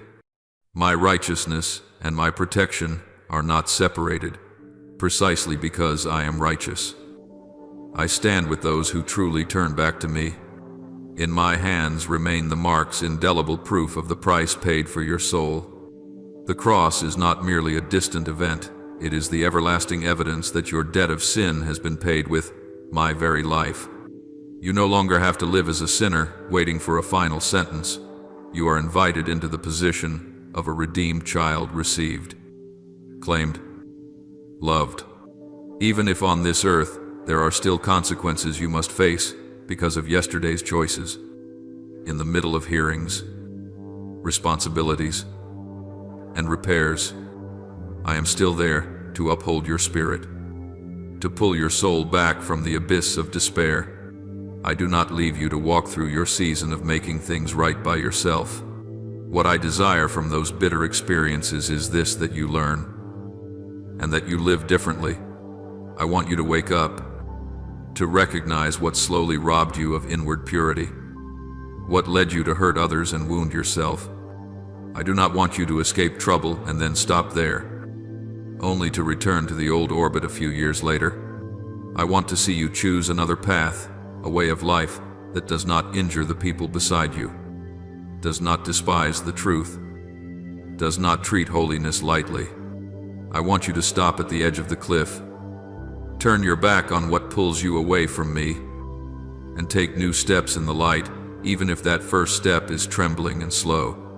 If I have kept you from the stumbles that others have fallen into, if you have been able to refuse the temptations, the shadowed trips, the pleasures that silence your conscience, then do not drift to sleep inside that sense of safety. Stand even firmer. Do not look on others as they fall with pride, forgetting that it is my grace that has kept your feet from slipping. Keep your distance from what you know does not belong to me. Do not play with fire and then ask why you are burned. I want my peace to seep into every corner of your soul, so that you will not merely live by avoiding sin in a strained, reluctant way, but truly delight in the freedom I give you. Freedom is not doing whatever you want. It is no longer being bound by what destroys you. I long to see your spirit filled with joy that does not depend on circumstances. I want you to come to me, not with the posture of someone hiding and shrinking back, but with the boldness of one who knows they are loved. Do not be afraid to draw near. You are not walking into a courtroom. You are coming home to the Father's house. Use even your own breath to intercede for your family, for those you love, for those who are lost. Every whisper you lift for your loved ones does not fall to the ground as something meaningless. I gather those prayers and turn them into streams of water, watering the dry soil within their hearts. You may not see change at once, but I am working in my way, in my time. And while you wait, persevere. Do not let go simply because you have not yet seen results. Do not measure my goodness by the speed at which I answer according to your preferences. So often you ask for a particular door, a particular person, a particular path, and when I do not respond exactly as you hoped, you quickly conclude that I am silent, that I do not hear, that I have overlooked you. But my child, there are requests which, if I granted immediately, would give you brief happiness and then leave you with lasting consequences. There are things you think are blessings, yet I know they would become burdens and there are things you fear losing. But I must remove them to rescue you from chains you have not even recognized. So when the outcome comes and it does not resemble what you prayed for, do not rush to reject it. Ask me, Lord, what are you trying to teach me through this arrangement? What do you see that I have not seen? If you are willing to look through eyes of faith, you will realize this. I never take away what is good without preparing something better. That better is not always comfortable, but it will mature your soul, draw you nearer to me, and make your life a channel of grace rather than merely a place that receives. You do not need to understand every detail. You only need to hold tightly to one truth. I do not turn my back on you, and I do not treat your joy as entertainment. I lead you through every season, every bend in the road, with one ultimate purpose, that you might become more like me, freer, brighter, and that through you, my blessing might flow to others. Believe this, even while tears still cling to your lashes, because it is precisely then that I am nearer to you than ever before, my beloved child. Tonight, when the room grows dark, when the lights are out, when the noise outside settles and it is only you left with tangled thoughts, I ask you not to rush into sleep with the same exhaustion and heaviness as so many nights before. The moment you pull the blanket up, before you sigh one more time, pause and whisper softly, "But with your whole heart, I am dwelling in the shelter of the Most High. I am covered in the loving arms of the Almighty. He is my strength, the refuge of my life." Let those words not merely brush your lips, but flow into your heart like warm water, because they are not a slogan, they are truth. A covenant between me and you. Even if the whole world turns away, even if people's eyes grow cold, even if someone looks down on you, I still look at you with tenderness. I do not see you through the lens of small mistakes. I do not measure your worth by the times you have stumbled. I see you in the light of my love for you, love I had for you even before you entered this world. I know exactly who you are. I know which wounds have torn through your heart, the times you cried and no one knew, even the things you have not dared to admit to yourself. And yet, in the midst of it all, I still say I want you. I choose you. I accept you. You may feel small, unknown, unnecessary in a sea of talented, radiant people. You may think there is nothing remarkable about you, nothing that sets you apart, nothing. You are in this vast world. But to me, you are not a number. You are not a blurred face in a crowd. You are a person I call by name, a soul I love with a personal love that cannot be replaced. I know the quiet dreams you have not dared to speak, the desires you keep hidden for fear of being mocked, extinguished, for fear of hoping only to be disappointed again. I hear even the words you have not spoken aloud. And I tell you this, a time will come, not decided by your anxiety or your rushing, but appointed by my loving plan, when you will rise and choose to change your life. Not because of pressure, not because of shame, but because you will realize you were not born to be swallowed up by habits that destroy the soul. A day will come when you have had enough, when you turn your back on what once bound you, toxic relationships, addictions of mind and body, ways of living that leave you emptier by the day, not because you suddenly become strong, but because my grace touches you, opens your eyes, and lets you see your worth in me. And once you have seen it, you cannot continue living as though you are worthless. Then you will begin to learn something you may have overlooked, to value yourself, not with inflated pride, but by caring for your body and soul as I have instructed. Love your neighbor as yourself. How can you love others if you do not know how to treat your own soul with kindness? How can you lift others up if you are being crushed by contempt for yourself? I do not call self-care selfish. On the contrary, I teach you to rest, to listen, to guard your heart from what is poisonous, I want you to know that setting boundaries, learning to say no to what pulls you away from me, practicing respect toward yourself, these are not indulgence, they are part of obedience. You must learn to recognize your true value in my eyes, not according to the warped standards of the world. You are not the sum of other people's criticism. You are not defined by what you have or have not achieved. You are not only the painful memories you have lived through. You are the one I have called, shaped, kept, and redeemed at an immeasurable cost. When you begin to believe this, you will stop chasing cheap affirmation from careless glances. You will stop trying to play someone else's role just to be accepted.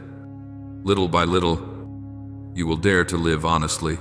You will dare to say enough to anything that insults your dignity. Because you know you deserve to be loved in a healthy, pure, truthful way. This awareness will not make you arrogant, because an arrogant heart is a heart that has forgotten who it was before my touch. Instead, when you truly know you are loved, treasured, and shown grace apart from merit, you become gentler, more willing to bow low, more able to listen to another's pain. You will no longer need to trample anyone to feel higher.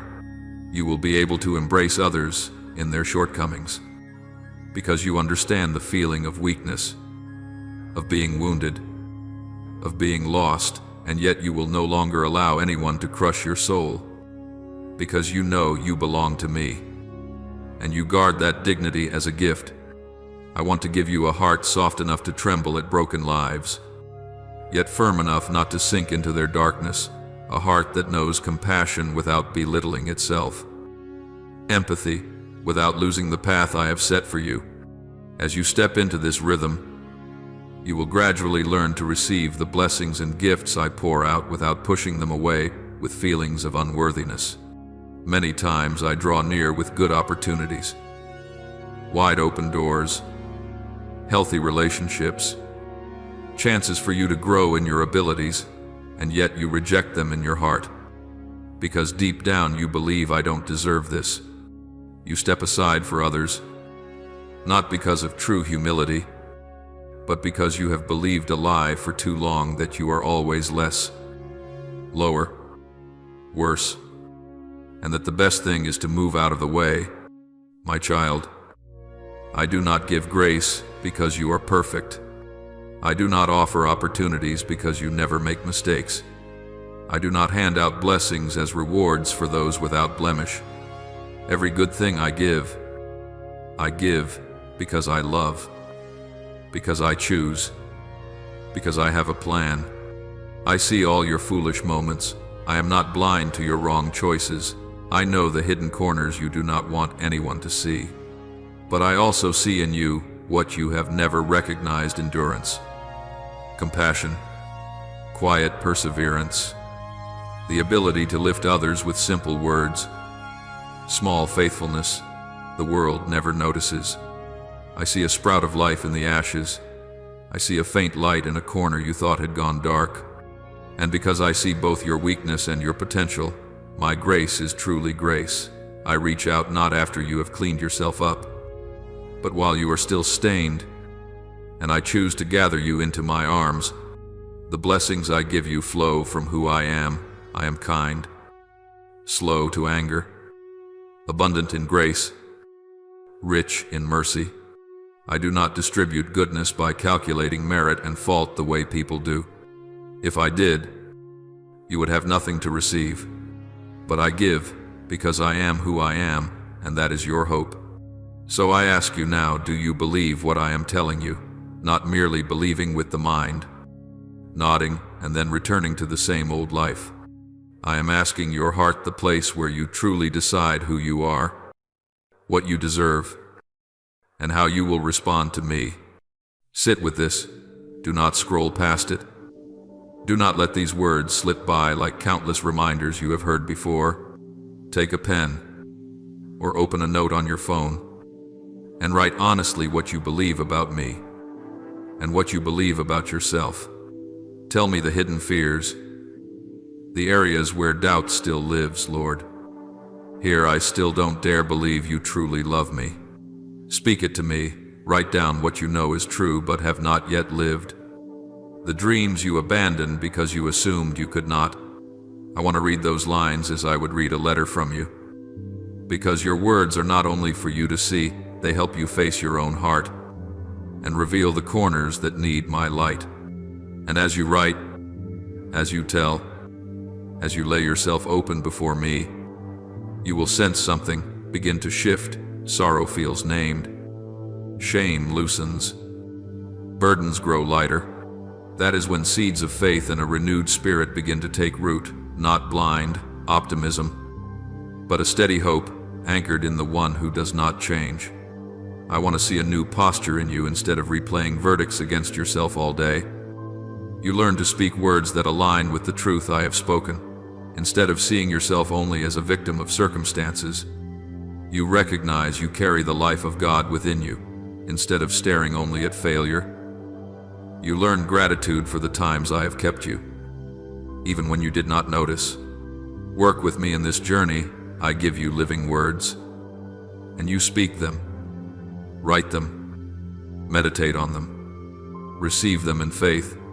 I plant within you a new picture of who you are, and you take small steps to live in a way that matches that picture. Do not be afraid if you still tremble. I welcome even your trembling. I ask you only this: do not turn away from my grace when you grow weary. Come back, talk with me, write what you are carrying inside.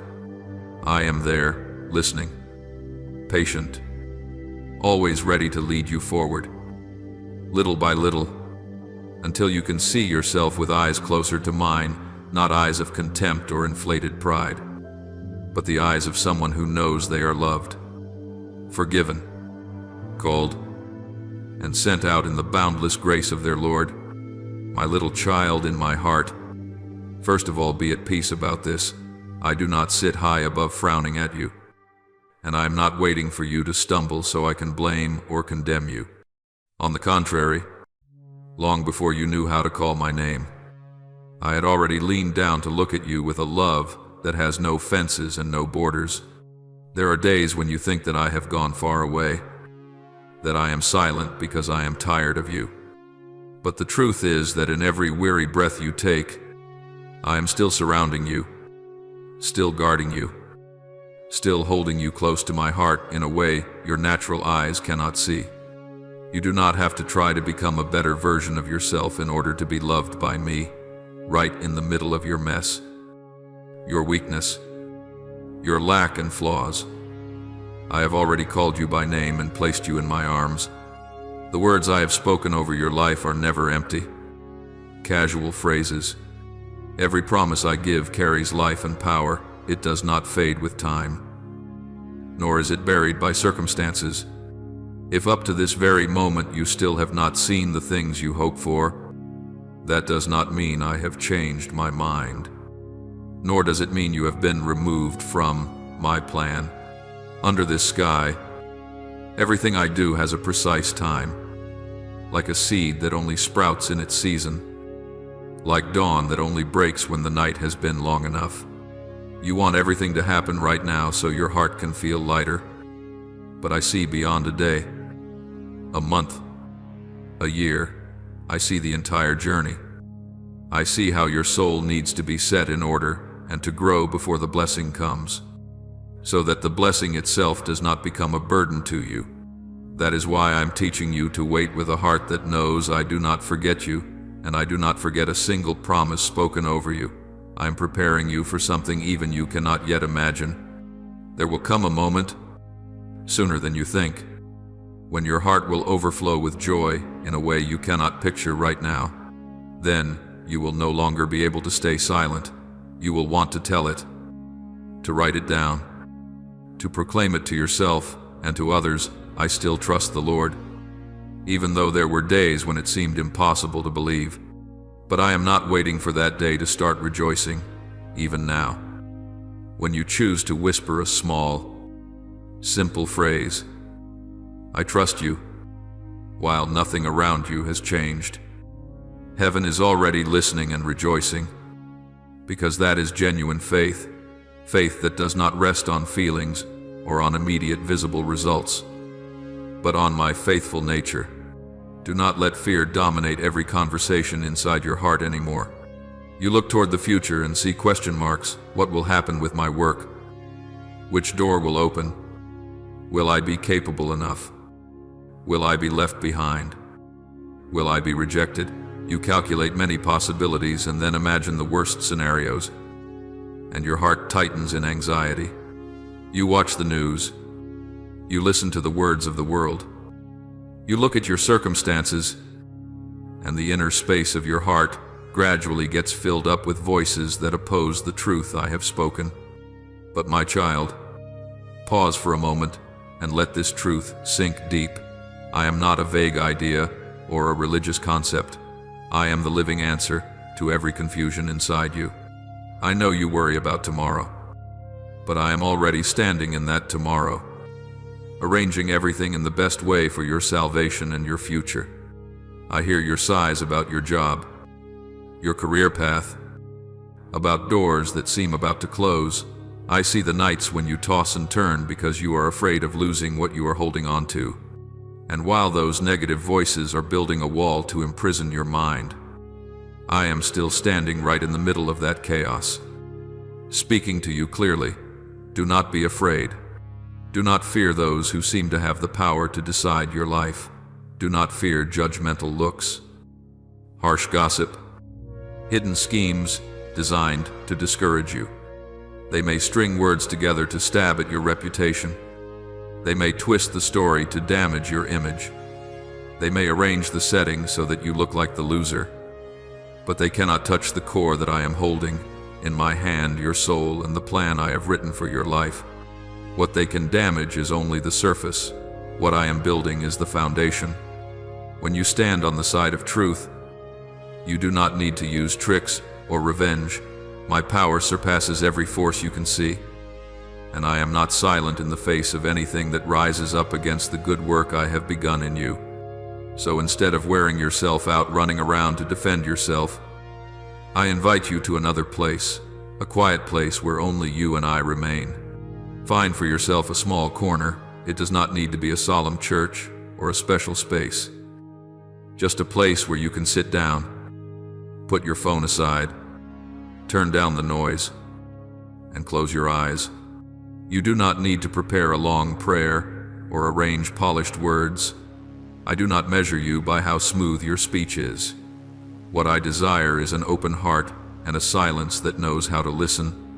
When you let all other sounds grow still, you will begin to notice a voice that is very gentle, yet very deep, touching precisely the places you do not dare touch, old wounds you have tried to hide, hurts you have never fully told anyone, memories that return each time the sky is about to grow light. I see you wake at dawn with your heart unsettled, staring into the dark of the ceiling, not knowing which thought to cling to, not knowing what the new day will bring, more opportunity or more pain. I know there are nights when, after everyone has fallen asleep, you again face thick loneliness, feeling as if the whole world has turned its back and you alone are drifting in a silent emptiness. Yet in those very hours, I am closer to you than ever before, even if your feelings cannot reach that reality. I say to you, come near to me, not with your physical feet, but with a movement of your soul. You decide to turn the inner gaze of your heart toward me, even when you feel empty, even when your tears are still on your face. You can sit there without saying a word, simply letting your heart rest under my gaze. You can let the tears fall without rushing to wipe them away, because every tear that falls in, my presence is seen and kept by me as part of the story I am healing. Even if you hear no sound, I am still speaking into the deepest place inside you. You are not abandoned. I am here. I am holding you. The world is very skilled at making you lose heart. It uses bad news, failure, comparison, and false standards to drown you in feelings of uselessness, loneliness, and inferiority. Some people stand on the sidelines waiting to see you collapse so they can feel superior. Some watch you with eyes that are eager for one wrong step so they can judge you. But in the midst of those cold stares, there is one gaze that never changes. It is my gaze, full of gentleness and full of power. My Holy Spirit does not stand far off watching you struggle. He steps into the very darkest places of your life, stretches out his hand to lift you up, little by little, and whispers to you the words your heart has needed to hear all your life. Rise up, my child. You are not a broken, useless object. You are my treasure. What has wounded you does not have the right to define you. You will make it through, because I am walking with you. Hold these words close to your heart, especially as you are about to fall asleep. Do not let your night be occupied by gloomy scripts and endless what-if questions. Before you close your eyes, let a few of my words echo again in your mind. I am here. I watch over tomorrow. I care for you. These simple words are like gentle hands pulling your thoughts out of the whirlpool of worry, leading your soul into a place of peace you could never find on your own. Each word I speak is a piece of bread that feeds your soul, a clear drop of water soothing the thirst inside you. If you allow these words to soak in, you will notice your sleep gradually ceasing to be a place of nightmares and fear, and becoming instead the time when I keep watch over you in the quiet. Can you imagine this? The space you live in is not just four walls, a room, and a few pieces of furniture. When I am present, that place becomes holy ground. Though your physical eyes cannot see it, if your spiritual eyes were opened, you would realize that around you there are not only unseen dangers, but also a whole heavenly army standing guard. Just as in days of old when I opened the eyes of Elisha's servant to see the hills full of chariots of fire all around. Today I also want you to know that you are not alone in the battle. Whenever you grow weary and think, there is no one standing on my side, remember that above you is an army that does not sleep, sent to protect you from things you cannot foresee. You do not see my hand pushing away accidents, blocking traps, redirecting evil schemes. But as long as I still give you breath, that is the proof that I am actively at work to protect and lead you. Therefore, do not let fear and inner darkness have the final word.